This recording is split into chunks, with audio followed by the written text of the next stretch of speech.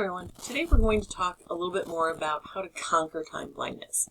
In my last video we talked about what time blindness is, and we talked about how you need to externalize things. That's like the fast and easy, quick fix. It doesn't really work for everyone because it really depends on what your flavor of time challenge is. And there's different ways to look at how you view time. Not how you feel it, because we know time blindness means that you don't feel it the way other people do. But there are four main ways that most people struggle with time. One is the running late, right? You can set multiple alarms and you're still running late. And that comes from underestimating how long it's going to take to get ready, how long it's going to take to get somewhere. So, or you're like, oh, well, let me do one more thing, because you don't realize how long that one thing is going to take. Another one is hyperfocus. And I'm sure you know what that is. You fall down the rabbit hole of doing something. It might be truly productive. I don't mean a rabbit hole of tangents of things that don't matter. But you get into a task and you're so into it that time no longer exists. It's not just that you are late to meetings and you forget to do other tasks. It's that you forget to eat. You forget to get up and go to the bathroom. Hyperfocus just is all-consuming. Then there is the underestimating how long things are going to take. It's like you really don't know. In your head, it's going to be a 5-minute task. I just need 5 more minutes and I'll be done. 45 minutes later, you're still working. So your whole schedule, your to-do list is always running behind. And then there's the struggling between activities. When you have tasks, that transition to go from I have to send an email to I have to go into a meeting. And switching gears like that, and that cognitive context switch is sometimes takes longer than you think it should.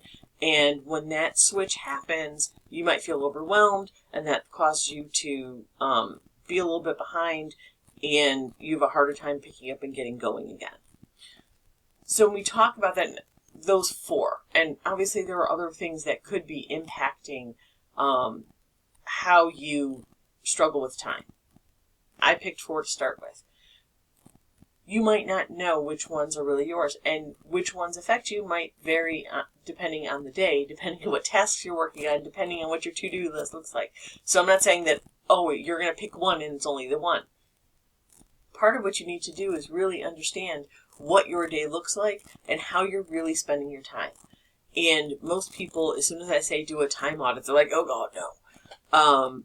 And they do that because they would rather keep guessing wrong and running late than to have the truth spelled out in front of them. Because the truth of actually tracking your time and how much time you're spending on things and how long things are taking, it makes you feel like a failure. It makes you feel like you are totally and utterly broken. And that's not my goal. That's never going to be my goal. My goal is to not make you feel that way. But in order for you to come up with a plan and the best strategies for you, it's going to start with a time audit.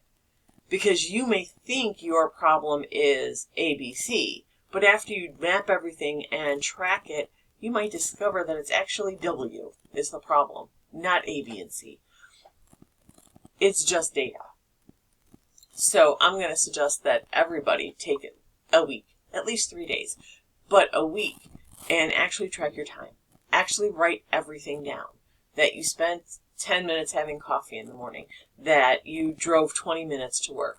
That you spent 15 minutes writing an email and then didn't send it and had to go back later on and edit it and spent another 10 minutes before hitting send. Actually writing it all down. Because when you write things down and you've got it in black and white, then you can start making real adjustments to how you do things. Time blindness isn't going to go away.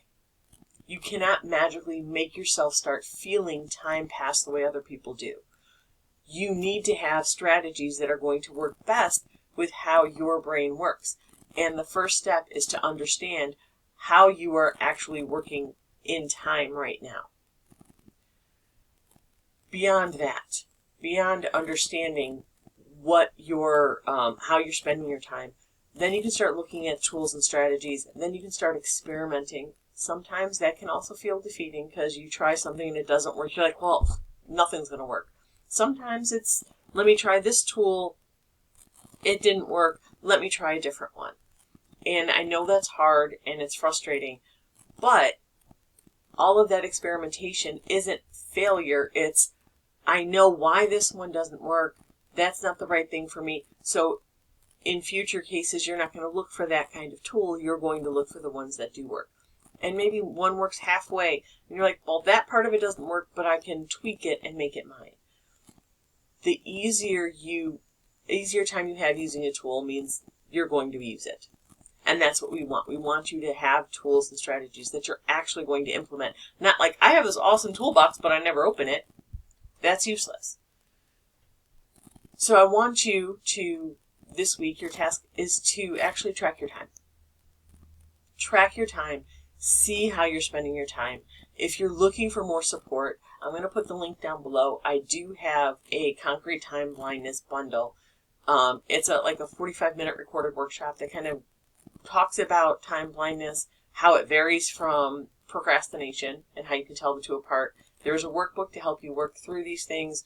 There's a time audit in there, a spreadsheet that will make it a little bit easier to track your time. And then I have some additional worksheets to help you figure out some time management strategies for yourself. So if you're interested, the link will be down below. But then I will see you in the next video for the next executive function skill that we're going to talk about.